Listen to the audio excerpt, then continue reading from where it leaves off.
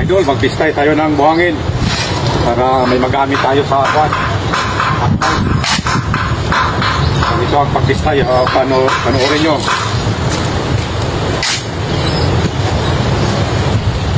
Yan o. So, lagyan muna ng buhangin yung screen. Saka ano natin ito, pistay dito. Pero, notin na silalim. Yan. Pino na yan sa baba. Yan o.